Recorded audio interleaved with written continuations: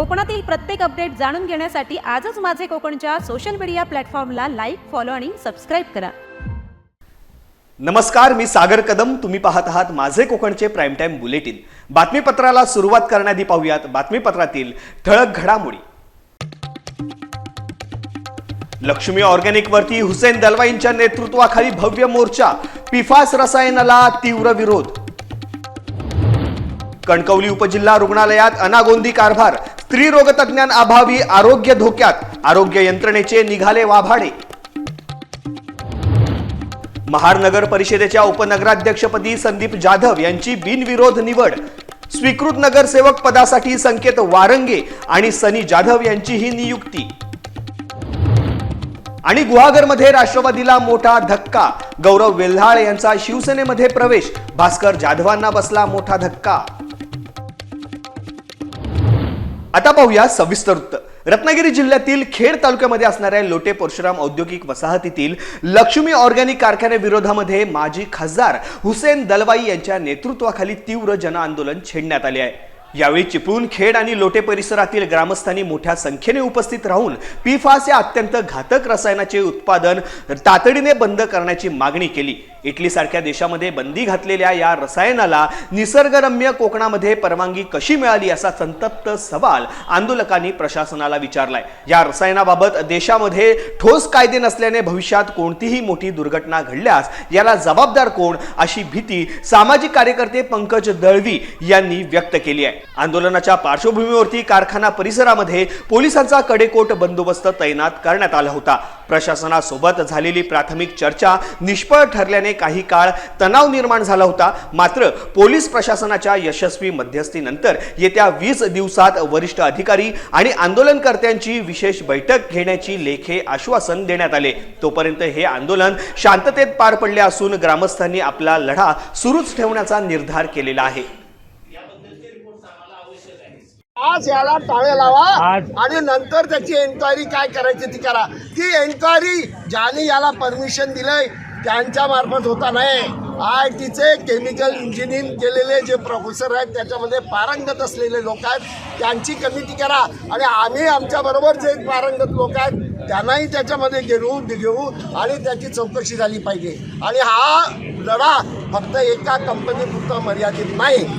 ज्या कंपन्यांमध्ये केमिकल फॅक्टऱ्या ज्या आहेत आणि घातक आहेत या घातक कंपन्या बंद झाल्या पाहिजे. तुमच्या माहितीसाठी सांगतो, या असं आहे की पहिल्यांदा तुम्ही जी कंपनी अशी होती त्या संबंधात गार्डियन नावाच्या मोठ्या पेपरने इंग्लंडमध्ये हे सगळं बाहेर आणलं. लोकांना सगळ्यांना माहिती आहे. ती कंपनी आज गेली 7-8 वर्ष चालते आणि अनेकांना याचे प्रादुर्भाव झालेलाच असणार. मी तुम्हाला सांगतो तो लक्षात येत नाही. परंतु आत्ता जर आपल्या या आंदोलनामुळं मंत्री महोदय जर म्हणत असतील, सरकार म्हणत असतील आम्ही एन्क्वायरी करेपर्यंत या कंपनीला टाळा बरं. सिंधुदुर्ग जिल्ह्यातील कणकवली उपजिल्हा रुग्णालयात गेल्या 6 महिन्यांपासून स्त्रीरोग तज्ञांची मोठी कमतरता भासत असल्याने आरोग्य यंत्रणेचे वाभाडे निघालेले आहेत. कणकवलीसह वैभववाडी आणि देवगड या 3 तालुक्यातील गरोदर महिलांची यामुळे प्रचंड हेळसांड होत आहे. जून महिन्यापासून रुग्णालयामध्ये कायमस्वरूपी तज्ञ डॉक्टर उपलब्ध नसल्यामुळे प्रसूतीसाठी येणाऱ्या मातांना नाईलाजास्तव खासगी रुग्णालयात किंवा जिल्हाबाहेर धाव घ्यावी लागत आहे.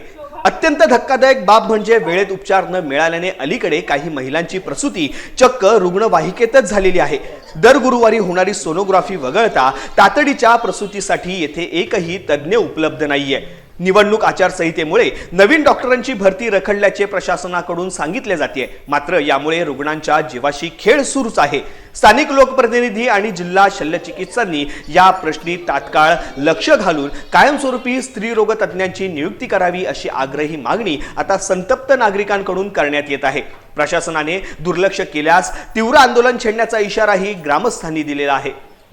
सुनील गावकर, इथे आम्ही दर गुरुवारी चेकअपला येतो, पण डिलेव्हरीसाठी एकही डॉक्टर लेडीज उपलब्ध नाही आहे.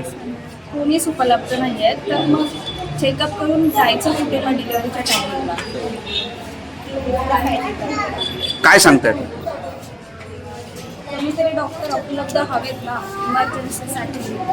इथे चेकअप करून दुसरीकडे नाव घालणं काहीच उपयोग नाही. आहे ना त्याचा. इथे डॉक्टर अवेलेबल हवे आहेत, लेडीज या जेंट्स कोणीतरी डिलिव्हरीसाठी उपलब्ध हवे आहेत. मी बागेतून बघत गाडी होतं तर इथे कोणीही डॉक्टर नाही. आम्ही महिलांना आणतो, बरोबर बायकांना आणतो, तपासून घेऊन जातो. आम्हाला लोक म्हणजे व्हायला ह्याच्यामध्ये जावं लागतं. आम्हाला आता हे सामान्य होतं, आम्ही गरीब माणसं कुठे जायचं, आता एवढं बिल आम्हाला कुठे भरायचं असं वाटतं. म्हणून आम्हाला चांगलं हे द्या, डॉक्टर तुम्ही चांगले द्या. महाड नगर परिषदेच्या उपनगराध्यक्षपदी संदीप जाधव यांची बिनविरोध निवड करण्यात आलेली आहे. नवनिर्वाचित नगराध्यक्ष सुनील कविस्कर यांच्या अध्यक्षतेखाली पार पडलेल्या विशेष सर्वसाधारण सभेमध्ये हा महत्त्वपूर्ण निर्णय घेण्यात आलेला आहे. यावेळी जाधव यांच्या निवडीसोबतच स्वीकृत नगरसेवक पदासाठी राष्ट्रवादी भाजप युतीकडून संकेत वारंगे तर शिवसेनेकडून ॲडव्होकेट सनी जाधव यांचीही नियुक्ती जाहीर करण्यात आली. निवडीनंतर झालेल्या पहिल्याच सभेत उपनगराध्यक्ष संदीप जाधव यांनी आक्रमक पवित्रा घेत प्रशासनाला धारेवरती धरले, ज्यामुळे सभागृहात मोठी चर्चा रंगली. या सोहळ्याला माजी नगराध्यक्ष स्नेहल जगताप, भाजपचे बिपिन म्हामुणकर यांच्यासह सर्व पक्षांचे पदाधिकारी आणि कार्यकर्ते मोठ्या संख्येने उपस्थित होते. नवनियुक्त पदाधिकाऱ्यांचे सर्वच स्तरातून जंगी अभिनंदन केले जात आहे. महाडच्या सर्वांगीण विकासासाठी आता ही नवीन टीम नेमकी कशी काम करते याकडे सर्वांचेच लक्ष लागलेले आहे. शहर विकासाचा नवा अध्याय आजपासून सुरू झाल्याची भावना यावेळी व्यक्त करण्यात आलेली आहे. सभेत उपस्थित सर्व नेत्यांनी नवनिर्वाचित सदस्यांना त्यांच्या भविष्यातील सामाजिक वाटचालीसाठी हार्दिक शुभेच्छा दिल्या आहेत. सर्वसामान्य कार्यकर्त्यांच्या बळावर आम्ही राष्ट्रवादी काँग्रेस आणि भारतीय जनता पार्टी या युतीनं 12 जागांवर घवघवीत असं यश मिळालं. दुर्दैवानं नगराध्यक्ष आमचा निवडून आला नाही, तरी सुद्धा सोप्या भाषेत सांगायचं झालं तर महाडकरांचा म्हणजे सुज्ञ महाडकरांचा कौल हा आमच्या भारतीय जनता पक्ष आणि राष्ट्रवादी काँग्रेस युतीलाच आहे. ज्या ठिकाणी जनरल सभा होतात त्या ठिकाणी नगराध्यक्षाच्या कालावधीची ज्या वेळेला शेवटची मिटिंग झाली जनरल सभा, त्यावेळेला त्या सभागृहाला लोकनेते स्वर्गीय माणिकराव जगताप सभागृह अशा प्रकारचं नाव देण्याचा आम्ही ठराव संमत केला होता. त्या ठरावाची अद्यापही अंमलबजावणी झालेली दिसत नाही. मी आज प्रशासनाला सूचना केलेल्या आहेत की येत्या म्हणजे पुढची जी सर्वसाधारण सभा होईल ती माणिकराव जगताप सभागृहामध्येच होईल आणि त्याचं नामकरण लवकर करावं आणि या ठरावाची अंमलबजावणी करावी अशा प्रकारची मागणी मी या ठिकाणी पहिल्याच सभेत केलेली आहे. गुहागर तालुक्यातील सर्वात मोठा राजकीय विभाग म्हणून ओळखल्या जाणाऱ्या शृंगारतळीतील राष्ट्रवादी काँग्रेसच्या अनेक दिग्गज तरुण कार्यकर्त्यांनी शिवसेना शिंदे गटामध्ये जाहीर प्रवेश केलेला आहे. रत्नागिरी पाली येथे हा पक्षप्रवेश पालकमंत्री उदय सामंत यांच्या हस्ते करण्यात आलाय. यामध्ये सामाजिक कार्यकर्ते कैलासवासी सुशील वेल्हाळ यांचे सुपुत्र गौरव वेल्हाळ तसेच गुहागरमधील कुणबी समाजाचे नेते व भास्कर जाधव यांचे निकटवर्तीय संदीप मांडवकर यांनी आपल्या सहकाऱ्यांसमवेत हा पक्षप्रवेश घडवून आणला. या पक्षप्रवेशामुळे गुहागर तालुक्याची राजधानी म्हणून ओळखल्या जाणाऱ्या शृंगारतळी विभागाची शिवसेनेची ताकद ही नक्कीच वाढलेली पाहायला मिळते. सिंधुदुर्ग जिल्ह्यातील कुडाळच्या आकेरी गावातील हरहुन्नरी शिल्पकार जयेश धुरी यांनी आपल्या कलेच्या जोरावरती साता समुद्रपार डंका वाजवलेला आहे. गेल्या 10 वर्षापासून शिल्पधाम या आपल्या कार्यालयाच्या माध्यमातून ते कोकणची संस्कृती आणि इतिहास जोपत आहेत. जयेश यांनी रायगड आणि मुंबईच्या प्रतिष्ठित सर जे स्कूल ऑफ आर्ट्स मधून शिल्पकलेचे उच्च शिक्षण पूर्ण केले आहे. त्यांनी छत्रपती शिवाजी महाराज, डॉक्टर बाबासाहेब आंबेडकर आणि अनेक महापुरुषांची सुबक शिल्पे साकारलेली आहेत. त्यांच्या देवतरंग या प्रथेवरील कलाकृतीसाठी त्यांना BV तालीम आणि महाराष्ट्र शासनाचा प्राज्य पुरस्कार देऊन गौरवण्यात आलेले आहे. फायबर, मेटल आणि क्ले माध्यमातील त्यांची ही शिल्पे आता केवळ महाराष्ट्रच नव्हे तर परराज्यातही लोकप्रिय झालेली आहेत. विशेष म्हणजे नुकतीच त्यांच्या एका कलाकृतीला अमेरिकेतून मोठी मागणी आलेली असून ती तिकडे रवाना झालेली आहे. एका ग्रामीण भागातील कलाकाराने जागतिक स्तरावरती मिळवलेले हे यश सिंधुदुर्ग जिल्ह्यासाठी अत्यंत अभिमानास्पद ठरलेले आहे. जी सुरुवात ही लहानपणापासून कलेची आवड होती, तिथून त्याची सुरुवात झाली. सुरुवातीला प्राथमिक शिक्षण इथलं पूर्ण केलं. त्या कालखंडातच साधारण कलेची आवड तयार झाली. चित्र काढणे, गणेश मूर्ती बनवणे किंवा चित्रकलेच्या स्पर्धा किंवा इतर काही कलेच्या स्पर्धा असतात त्याच्यात भाग घेणे, त्याच्यातनं ती कलेची आवड तयार होत गेली. पण सुरुवातीला आर्ट कॉलेजेस असतात, तिथे जाऊन एखाद्या विषयाचं कलेसंदर्भात शिक्षण असतं हे काही माहिती नव्हतं. म्हणून एक साधारण 12वी नंतर मी एका पॉटरी स्टुडिओमध्ये इंदापूर रायगड येथे आकार पॉट आर्ट आहे तिथे इंटर्नशिप केली 2 वर्षाची. मग तिथे मला गेल्यावर आर्ट कॉलेज त्याबद्दल इतर माहिती वगैरे सगळी समजत गेली आणि मी थोडा उशिराने आर्ट कॉलेजमध्ये जायचा निर्णय घेतला आणि त्याच्याप्रमाणे मी मुंबईत जाऊन मुंबई कला महाविद्यालय येथे फाउंडेशन कोर्स म्हणजे मूलभूत अभ्यासक्रम तो 1 वर्षाचा पूर्ण केला आणि त्याच्यानंतर सर जे सुलाफाड मुंबई येथे मी शिल्पकलेचं शिक्षण पूर्ण केलं 4 वर्षाचं. मी बनवली जवळपास सर्व शिल्प ही लोकांपर्यंत पोहोचत आहेत, लोकांना आवडत आहेत, लोकांशी ती कनेक्ट होत आहेत. आपले आजूबाजूचे विषय घेऊन आम्ही जी शिल्प बनवतो आहे ती लोकांना खास करून जास्त आवडत आहेत.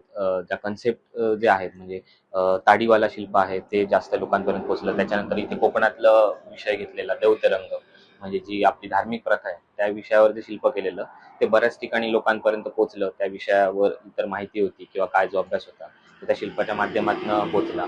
त्याच्यानंतर कमर्शियल लेवलला आल्यानंतर स्वातंत्र्य सैनिक असतील, महापुरुष असतील त्यांचे जे पुतळे बनवले ते लोकांपर्यंत पोहोचवले. याआधी पण तसे पुतळे झाले होते पण थोडं कामातली वेगळी शैली आणि वेगळी स्टाईल किंवा थोडं वेगळे प्रयोग केले ते लोकांना आवडले आणि त्या पद्धतीची कामं मग अजून येत गेली. राज्य शासनाने तुमचा गौरव केला या तुमच्या कलागुणाचा, कसं सांगायला? ह्याच्यात बरेच वर्ष काम करत होतो. त्याच्यानंतर आता 2023 मध्ये महाराष्ट्र शासनाने प्रथम क्रमांकाचा राज्य पुरस्कार देऊन मी बनवलेल्या स्कल्पचरला त्याचा गौरव केला. त्याच्यानंतर अजून काही पुरस्कार देऊन सन्मान केला इतर स्कल्पचरचा. आजची युवा पिढी म्हणजे कला क्षेत्रातील असेल, काय त्यांना मार्गदर्शन कराल तुम्ही? या कला क्षेत्रात यायचं असेल तर आता खूप दिवस चांगले आहेत. आता पूर्वीसारखी परिस्थिती राहिली नाही. तुम्हाला 8वी-9वी पर्यंत असेपर्यंत शाळेत असताना तुम्हाला समजते की तुम्हाला कलेमध्ये आवड आहे, कितपत आवड आहे किंवा तुम्ही यामध्ये करिअर करू शकता का.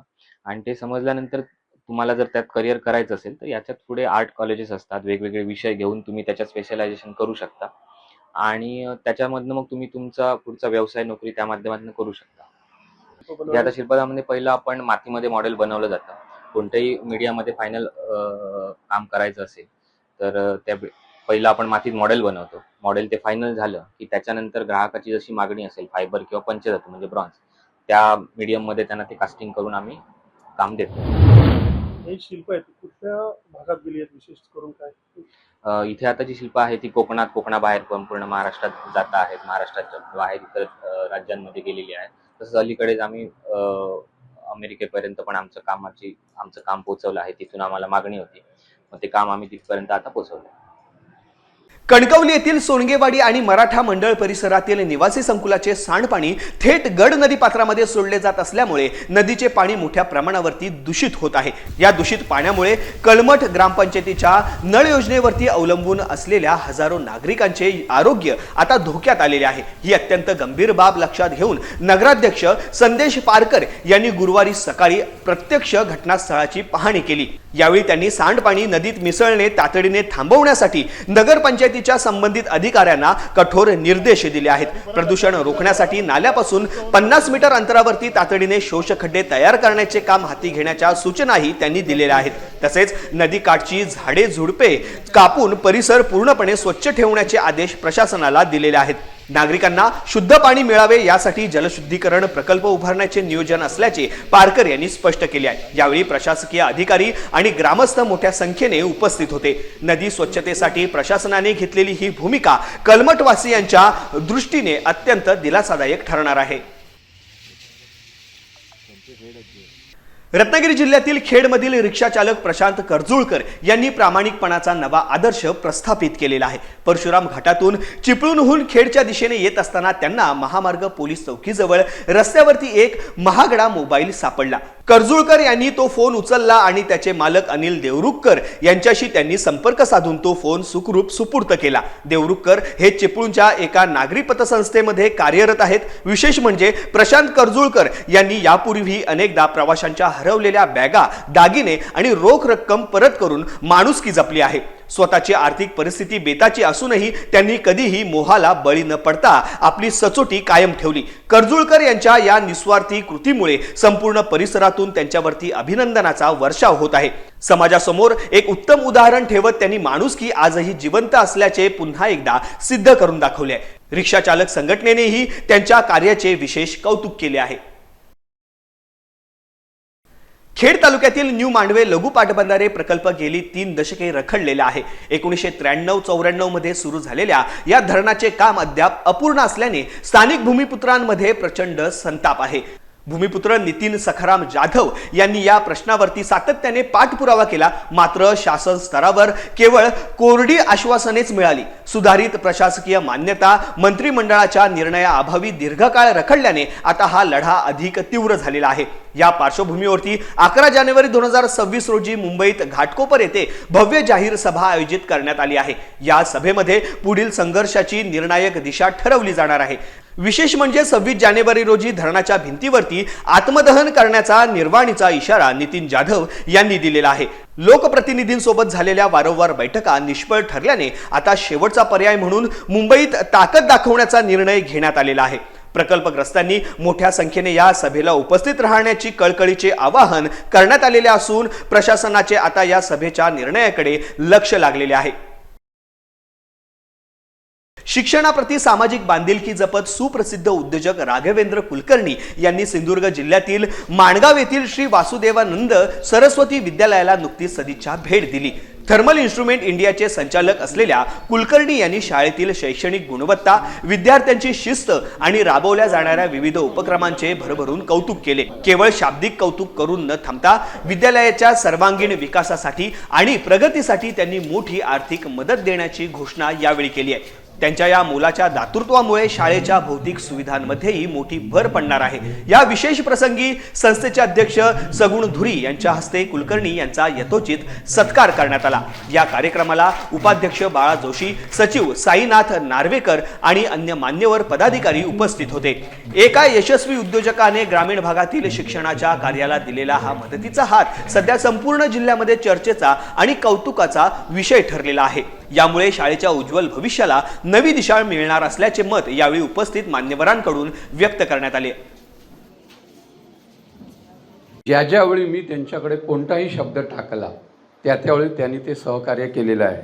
आजही त्यांनी CSR फंडातनं त्यांच्या महाराष्ट्रात आणि महाराष्ट्राबाहेर कंपन्या असूनही खास माणगावला तो फंड द्यावा ही जी त्यांनी कृतज्ञता इथे व्यक्त केलेली आहे ती तेच मगाशी त्यांनी आपल्या तोंडून सांगितलं की मी हा विषय माझा आजोळच नव्हे तर ह्या शाळेतनं मला शिकलेले विद्यार्थी मिळत आहेत. तज्ज्ञ, शिक्षित, अशिक्षित, म्हणजे टेक्निकल बाबतीत शिक्षित, अशिक्षित असे आपणाला वर्कर्स मिळत आहेत.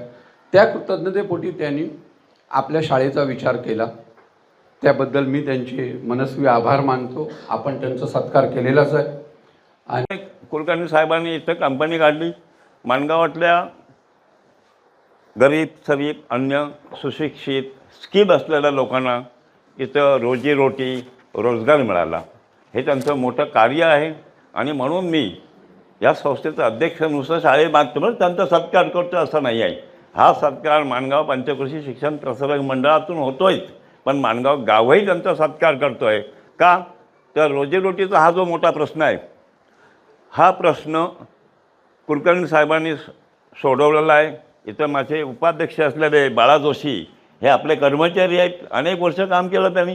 असे अनेक लोक या गावातले आपल्या कंपनीमध्ये काम करत आहेत आणि त्यांचा रोजीरोटी हा जो प्रश्न आहे, त्यांच्या मुलांचा शिक्षणाचा जो प्रश्न आहे, बरेचसे विद्यार्थी आमचे आपले कर्मचारी आहेत, आपल्याकडे काम करत आहेत.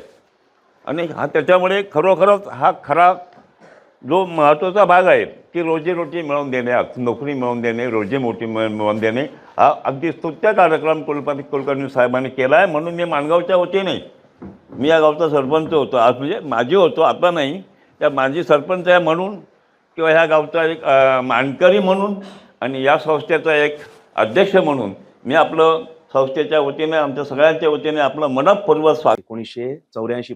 1984 पासून चालवत आहेत.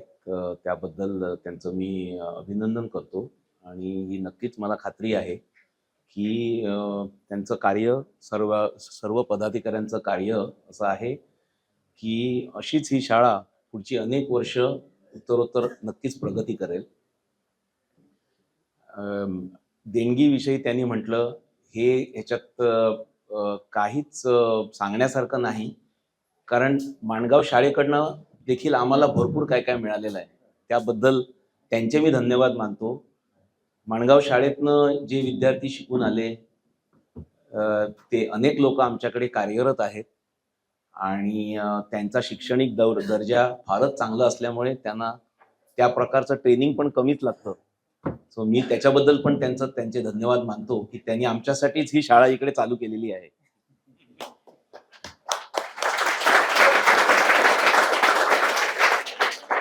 माणगाव बद्दल तुम्ही सांगितलं आमची ओढ, तर एक विषय जराच तुम्हाला सांगतो की माणगाव आमचा आजोळ. ओके, तरी मी तळवडा जरी आमचं गाव असलं तरी आजोळची सगळ्यांना जास्त आवड असते. आपल्या स्वतःच्या घरापेक्षा आपण आधी आपल्या आजोळी जास्त प्रेम करत असतो.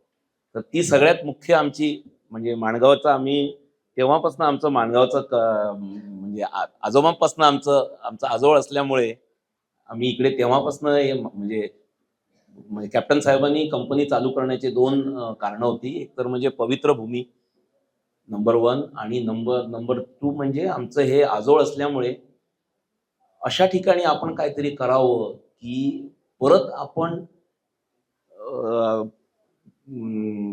आपल्याला परत काहीतरी समाजाला देता आलं पाहिजे. हे फार महत्वाचं आहे या बाबतीत. माणगाव शाळेला ह्या पुढेही काही गरज लागली तर आम्ही नक्कीच तत्परतेने तयारच असणार आहे, त्याच्याबद्दल कसलाच वाद नाही. कारण माणगाव शाळा ही काही आमच्यापासून वेगळी आहे असं आम्ही कधीच मानत आलेलो नाही. त्यामुळे मनाने आम्ही नक्कीच माणगाव शाळेबरोबर आहोत. असे अनेक वर्ष आम्ही आहोतच. यासह बातमीपत्रामध्ये वेळ झाली आता इथेच थांबण्याची. कोकणामध्ये घडणाऱ्या घडामोडींची इत्थंभूत माहिती मिळवण्यासाठी आणि अपडेट जाणून घेण्यासाठी तुम्ही पाहत राहा फक्त माझे कोकण.